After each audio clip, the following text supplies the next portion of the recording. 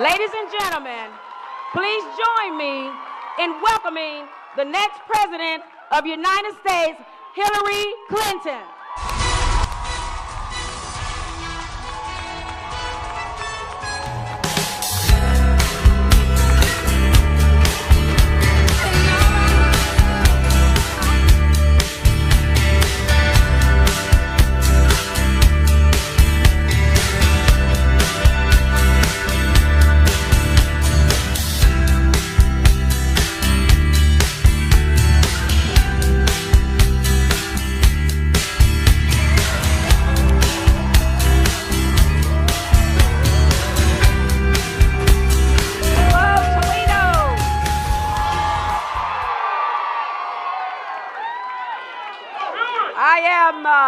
I am very happy to be here today, and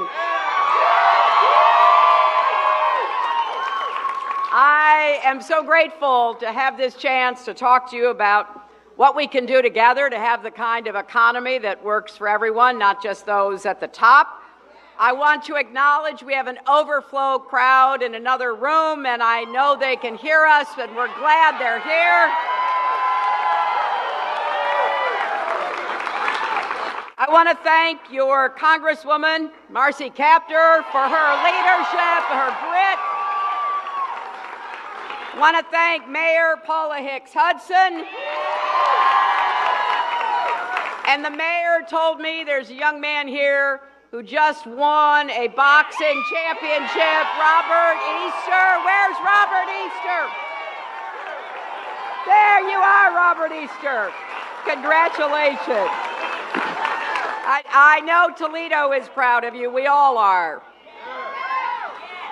I want to thank Kenyatta for that introduction. Do we have any other UAW members here? You know, it's a great day to be here in Ohio for a lot of different reasons. One is I am so thrilled that LeBron James has endorsed me and joined our campaign. I know, I've gotten a lot of wonderful endorsements over the past year and a half.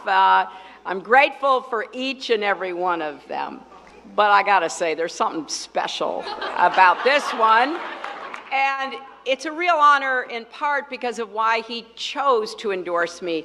Now, not everyone knows this. I mean, you all know what an amazing athlete he is, MVP, winner of championships, but LeBron is also a dedicated advocate for children. And this afternoon, I'll be in Akron, where he's done so much for the kids in that community. It's a deep personal commitment that he has that I share with him. We both believe every single child should have the chance to live up to his or her God-given potential.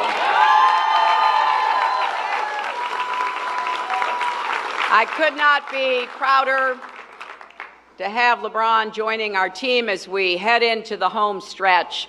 Now, one thing I know, I'll just say it, because I know it's for sure. I hope to be elected president, but I know here in Ohio, LeBron will always be the king. I was listening to Kenyatta introduce me, and I really appreciated what she said, because Toledo is the kind of place where people work hard, look after one another, and yes, pay their taxes, right? You know, you recognize that we all have to do our part because we are all in this together, and it matters. We believe honest work deserves honest pay. We believe everyone should have the right to join a strong union that will always have your back. It's personal for me. I'm the granddaughter of a factory worker from Scranton, Pennsylvania. He went to work in the same lace mill every day for 50 years.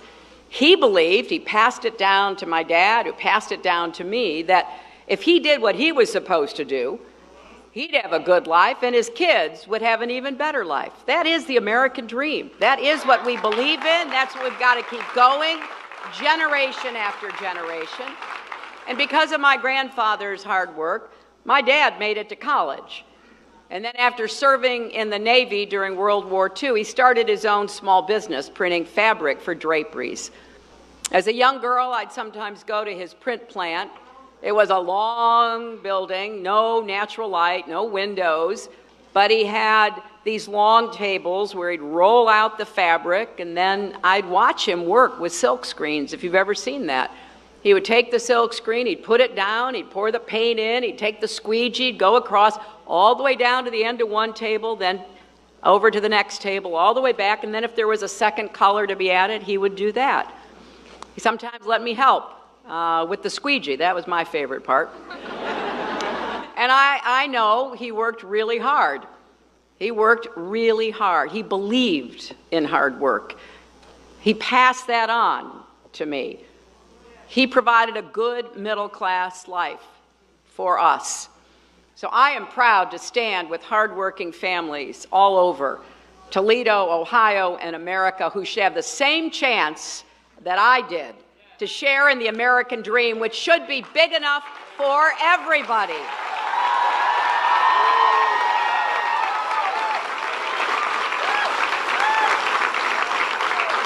You know, fighting for kids and families has been the cause of my life. As Kenyatta said, when I went to work for the Children's Defense Fund all those years ago, and it will be the mission of my presidency because I want to focus on what are called kitchen table issues. You know, the ones that keep you up at night, like the cost of childcare and college and prescription drugs and so much else. And that means we've got to create more good jobs with rising incomes. That means we've got to have good schools in every zip code. That means everybody willing to work, and I say that very clearly. You got to be willing to work, and if you're willing to work, you should be able to get ahead and stay ahead. That is the basic bargain. Now, I don't know about you, but you wouldn't think that the theme of my campaign, getting an economy to work for everyone, not just those at the top, would be controversial. And yet this is one of the defining debates, not just of this election, but of our time. Now, I will say most American companies, most, are run by honorable, patriotic people who care about their employees and communities, but there are still too many powerful interests fighting to protect their own profits and privileges at the expense of everyone else. And they are aided and abetted by the rules and incentives in our economy who actually encourage people at the top to take advantage of consumers, workers, small businesses, and taxpayers. That makes it tougher for the well-meaning CEOs to take the high road. And it gets even harder when we don't aggressively enforce the rules, when we don't enforce trade rules that allow other countries with lower wages and standards to get an unfair leg up, when we don't enforce rules on Wall Street, which exerts enormous pressure on publicly traded companies to prioritize boosting share prices in the short term over building real value, investing in workers, plant, and equipment over the longer term. And let's be honest, the tax code rewards corporations for outsourcing jobs and their profits overseas instead of investing here in the United States. And it is riddled with loopholes that let the rich get even richer and make income inequality even worse. It tilts the playing field further against small businesses that can't afford lawyers and lobbyists. So with all these pressures pushing in the wrong direction, it's even more important that we have an election about these very issues. Because what I know will happen if we have an election where we have an agenda that actually would begin to level that playing field, We will rebuild the middle class. We will make work pay. We will create greater opportunities for a great percentage of Americans.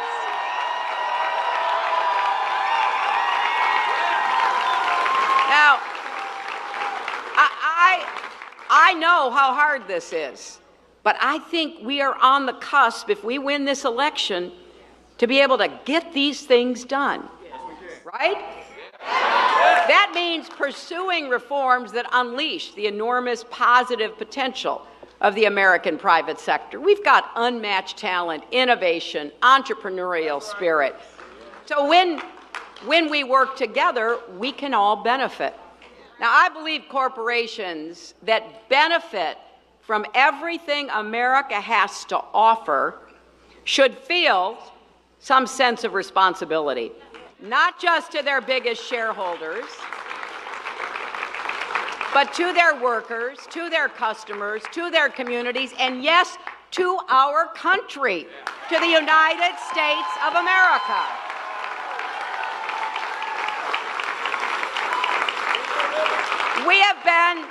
We have been moving off track for decades. I don't need to tell you that. You know it. You've lived it. You've seen it. But it is time to get back on track. And you can ask anybody who's ever worked for me or worked with me, who's ever served with me. When I tell you I'm going to try to do something, I will get up every single day and work my heart out for you.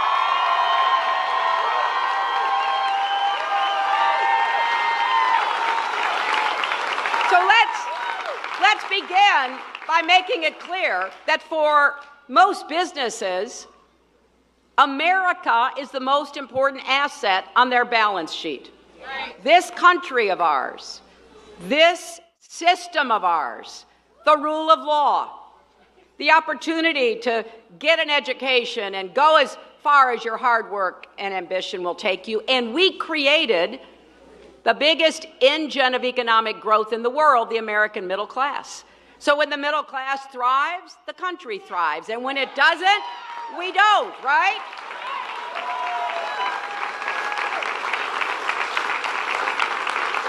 And I'm going to use the White House and every tool at my disposal as your president to make the case that patriotism is profitable. Standing up for America, investing in America will pay off. Now, we have always had innovators and entrepreneurs who build great companies and create real value. But we should not and we will not respect those who get rich by cheating everybody else.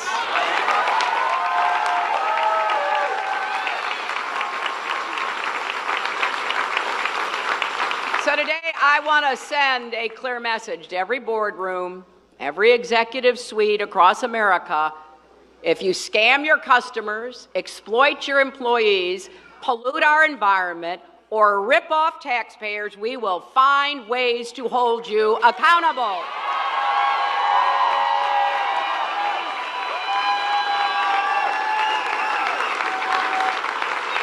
But on the other side, if you do the right thing and you invest in your workers and your communities and our country's future, we will stand with you.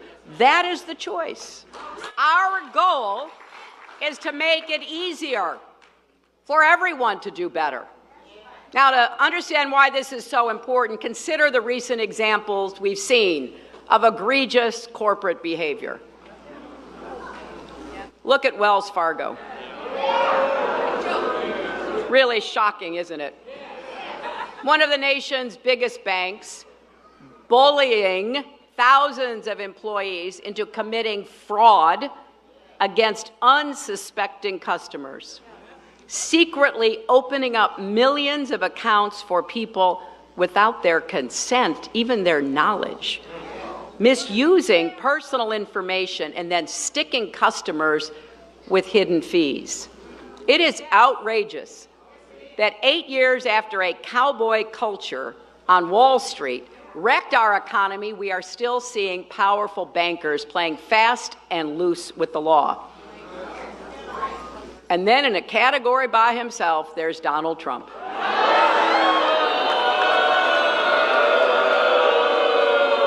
Well, you may have heard that he has long refused to release his tax returns the way every other nominee for president has done for decades. You can look at 40 years of my tax returns. I think we need a law that says if you become the nominee of the major party, you have to release your tax returns. Now, a lot of us were wondering, what is he hiding? It must be really terrible. Well, the New York Times has discovered at least part of the answer. Back in the 1990s, Trump apparently lost $1 billion in a single year on bad investments and failing casinos. Now, how anybody can lose $1, let alone $1 billion, in the casino industry is kind of beyond me, right? And it's just hard to figure. But as a result, it doesn't look like he paid a dime of federal income tax for almost 2 decades. Now, while millions of American families, including mine and yours, were working hard, paying our fair share, it seems he was contributing nothing to our nation. Imagine that. Not fair, nothing for Pell Grants to help kids go to college, nothing for veterans, nothing for our military. And you know, he has been dissing America in this whole campaign, right? He talks us down. He makes disparaging comments about our country. He calls our military a disaster. Well, it's not, but it might have been if everybody else had failed to pay taxes to support our brave men and women in uniform.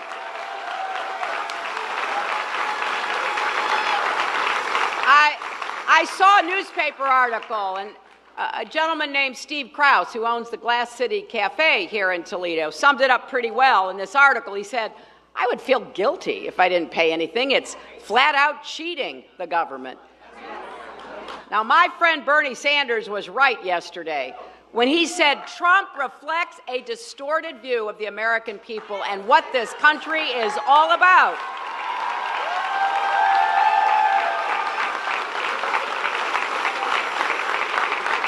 You know, Trump represents the same rigged system that he claims he's going to change.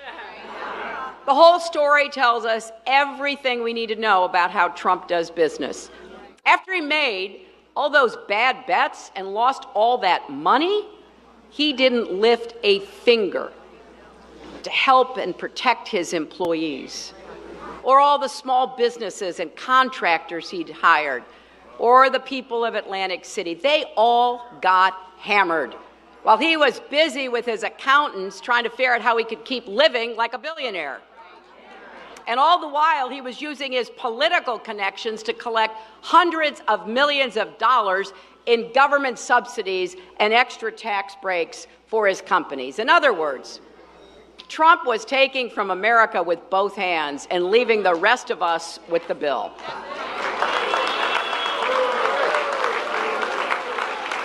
Now, he says that he's the one who can fix things, but that is like letting the fox guard the hen house, right? And here's what I really am just stunned by. I get stunned every day in this campaign, but here's one of the many things that I'm stunned by. He has put forth a tax plan that would cut his own taxes even more.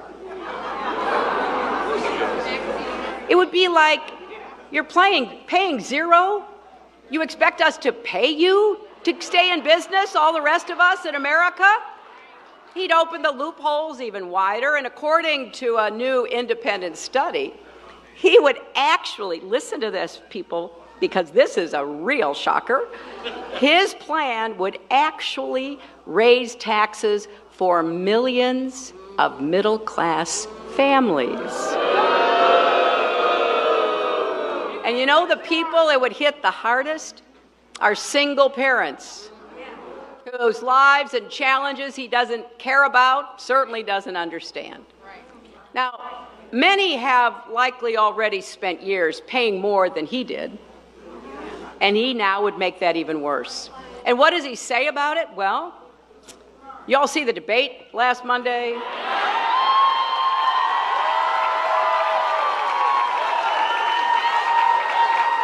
Well, in the debate,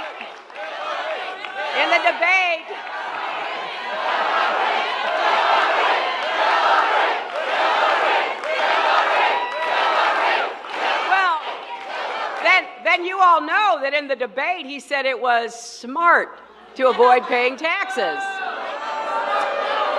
Yesterday his campaign was bragging it makes him a genius. Here's my question. What kind of genius loses $1 billion in a single year? This is Trump to a T. He's taken corporate excess and made a business model out of it. He abuses his power, games the system, puts his own interests ahead of the country's. It's Trump first and everyone else last. And there are lots of principled, law-abiding business leaders out there who are horrified by all of this. Not a single CEO of a Fortune 100 company supports Trump's campaign. Right. Think about it.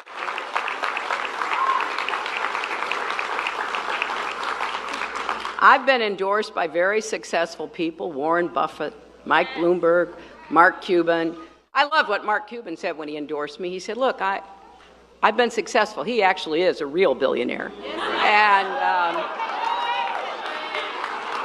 And you know what?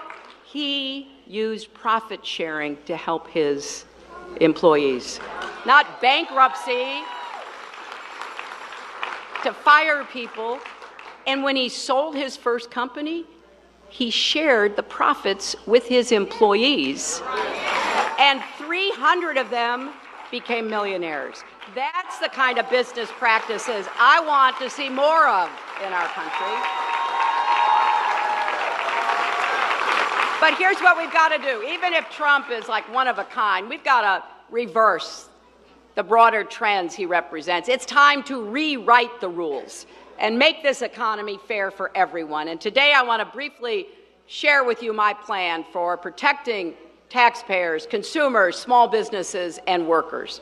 We're going to crack down on the worst corporate abuses and empower companies willing to take the high road and invest in good jobs, in higher wages, and in stronger communities. First, let's start with protecting taxpayers and making sure we have more fairness in the system. It is wrong that corporations and the super wealthy play by a different set of rules.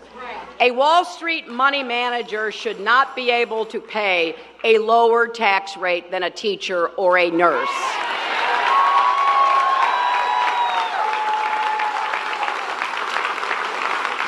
And I'll tell you something else. Our largest companies should not be able to get away with paying hardly anything at all. It is insulting when they engage in these games like moving their headquarters over to a foreign country on paper, not in reality, just to take advantage of lower tax rates. And it is infuriating when they take tax breaks with one hand and give out pink slips in America with the other hand. So here's what we're going to do. We're going to close those loopholes. I've got a list of them we're going after. We're going to make Wall Street corporations and the super rich start paying their fair share of taxes. We're going to pass something called the Buffett rule, which means multimillionaires cannot pay lower rates than their secretaries and other people working for them.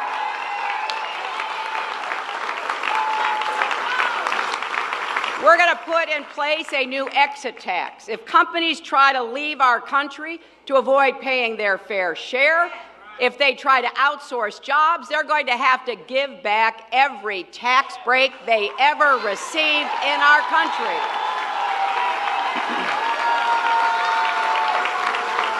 And then we're going to put that money to work creating opportunities here in America. Second, we're going to protect consumers. No American should ever be taken advantage of like thousands were by Wells Fargo. And this isn't a new fight for me. As a senator, I raised the alarm about some prime mortgages. I fought to hold reckless manufacturers accountable for toxic toys and household products that threaten our kids. I introduced legislation to protect Americans' personal data and combat identity theft.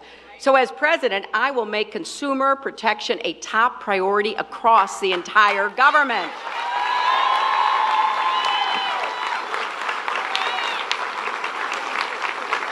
And that starts by defending and empowering the Consumer Financial Protection Bureau, which was created after the financial crisis. And the principal person who got it created was Senator Elizabeth Warren.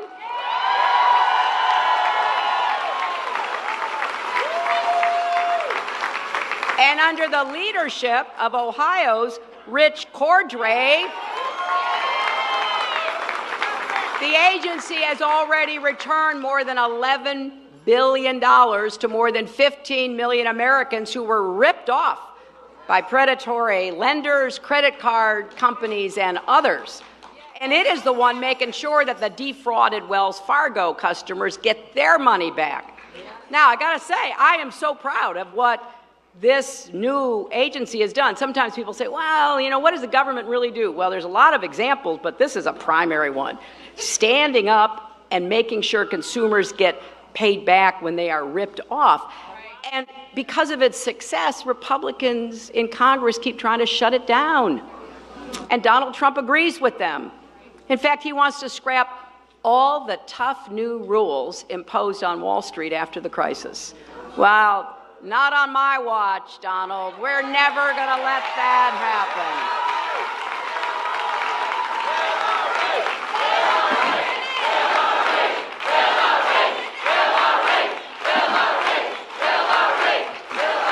Now, instead of gutting consumer protection, we should be expanding it.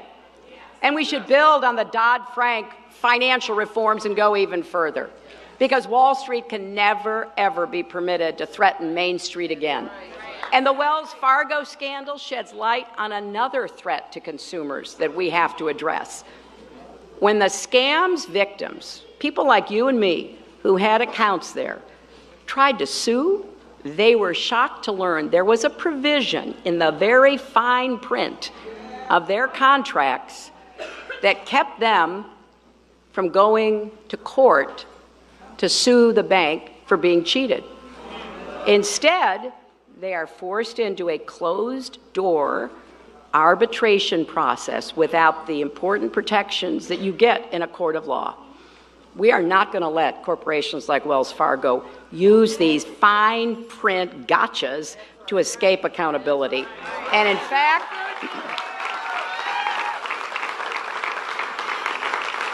this is now common practice across a lot of industries, from nursing homes that mistreat seniors, to for-profit colleges that defraud students. You know, who reads all that fine print? I don't. And you get defrauded or you get mistreated, and then all of a sudden they say, well, you can't sue us. So we're going to rein in that abuse across everybody.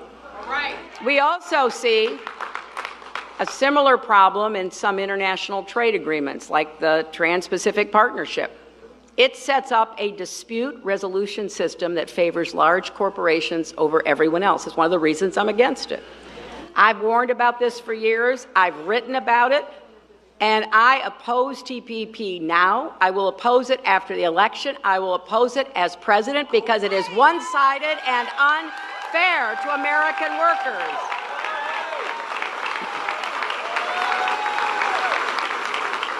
And what about all those pharmaceutical companies that jack up prices for no reason? We're going to have to protect ourselves against that too. And when we find unjustified spikes in the prices of long-standing life-saving drugs, we should slap penalties on companies trying to cheat people who need those drugs. And let's finally import safe alternatives from other countries like Canada and speed up approvals to get more generic drugs on the market.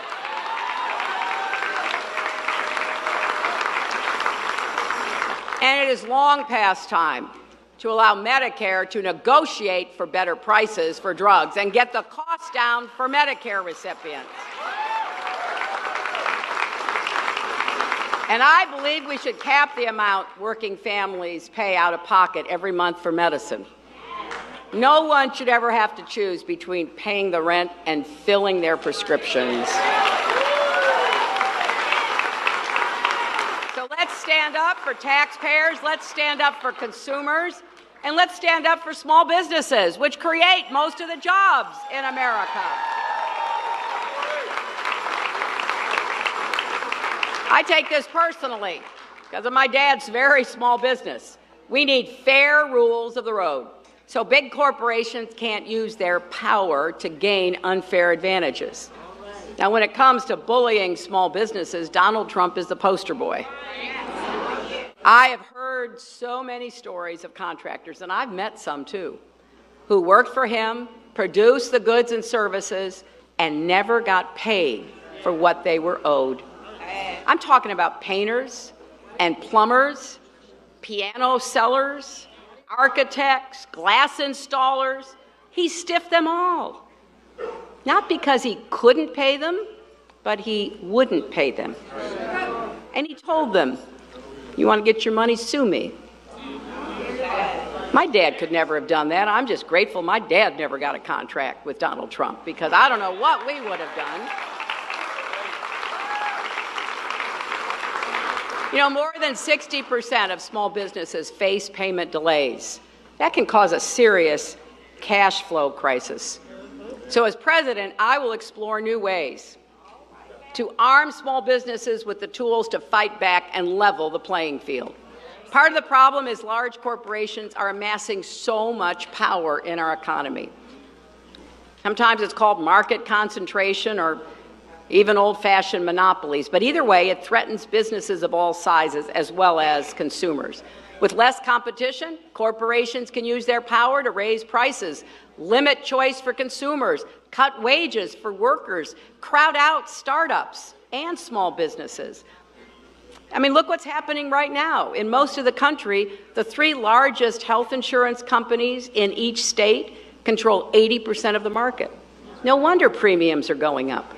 As president, I will appoint tough, independent authorities to strengthen antitrust enforcement and really scrutinize mergers and acquisitions so the big don't keep getting bigger and bigger. I want every business to compete and thrive. And then I also want to do something else. Let's protect and empower workers who actually drive our economy. Everyone who works hard should be able to share in the rewards, not just senior executives. So we're proposing new tax credits to encourage more companies to share profits on top of, not instead of, higher wages.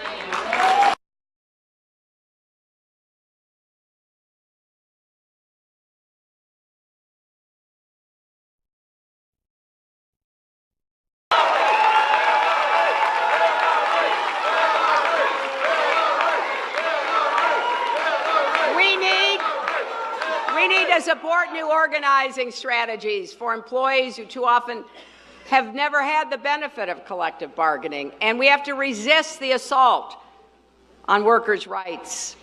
Let's say loudly and clearly, right to work is wrong for workers and wrong for America.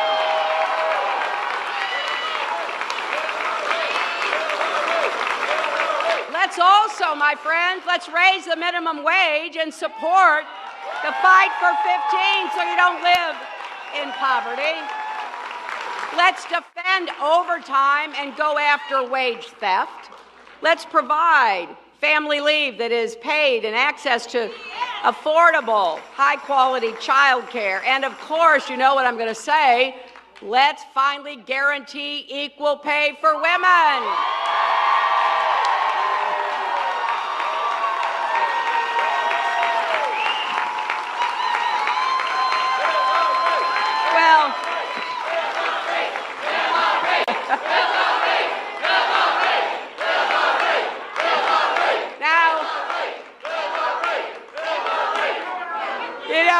my opponent and his chief surrogates like to say I'm playing the woman's card.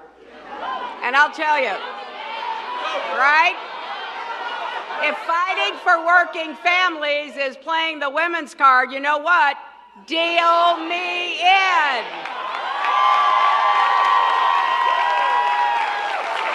And then finally, I got a lot on my mind, but finally, we need to make it easier for companies to invest in good jobs here at home.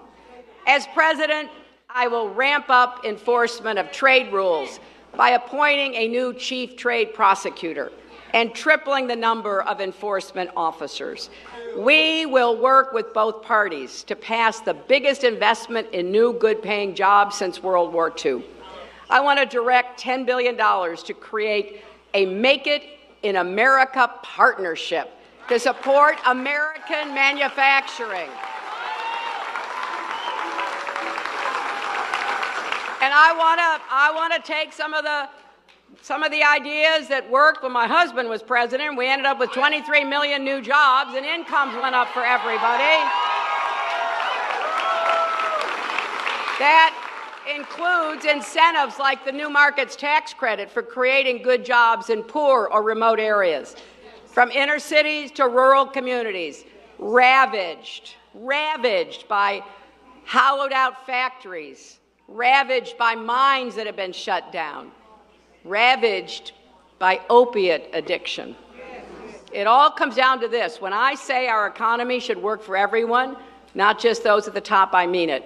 And we're going to do everything we can to make sure workers are treated like assets, not costs. And we're going to bring back infrastructure jobs, advanced manufacturing jobs, clean renewable energy jobs, innovation, technology, small business.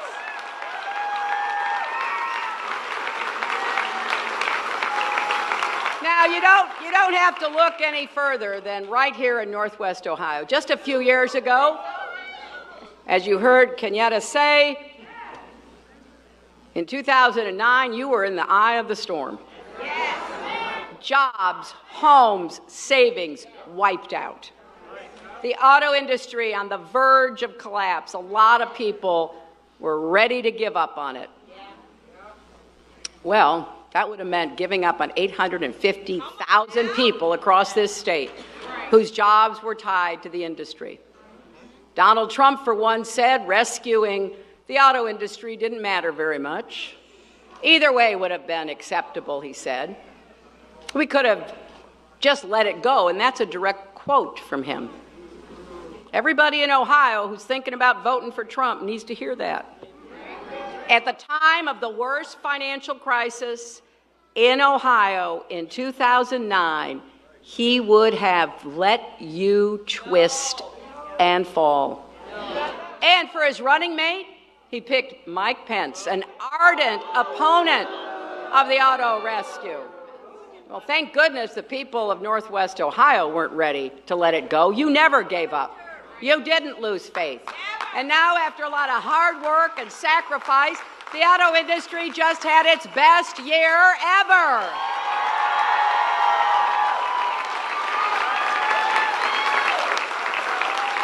But that's not all there is to the story, because in addition to that hard work, America came to the rescue. Taxpayers, like all of us, not him, but us, provided the funds for the rescue. Union workers stepped up. Communities like Toledo came together to make it work. And now that the industry's back on its feet, the auto companies have a responsibility to give back. So I was delighted to hear that Chrysler is doubling down on Toledo.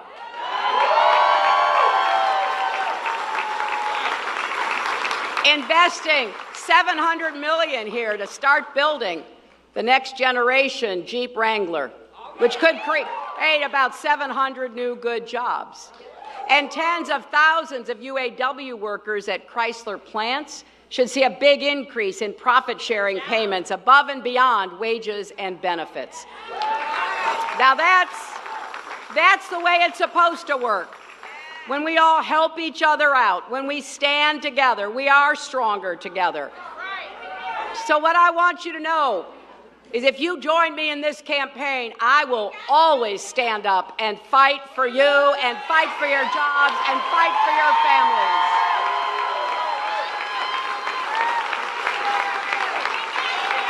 And I guess, we have about 36 days left. The election's going to be close. Every call you make, every door you knock, every friend you register to vote could make the difference. You can text JOIN, J-O-I-N, to 47246 right now, or go to HillaryClinton.com to sign up and volunteer. Here in Ohio, you have until October the 11th to register to vote. And there are people with clipboards around that you can go actually register today on your way out the door. So we have just over a week to register, and then early voting starts October 12th. Let's prove that the American dream is big enough for everyone to share in its promise. Let's prove that we're going to stand together, make the smart decisions that will get the economy going and growing for everybody, not just those at the top, that we will stand up against special privilege and special interest, that we will be ready after this election to have an agenda that will really make a difference here in Toledo and across Ohio. So I'm here asking for your help, asking for your work, asking for you to be part of this campaign, and then when we win on November 8th, be part of changing our country for the better. Thank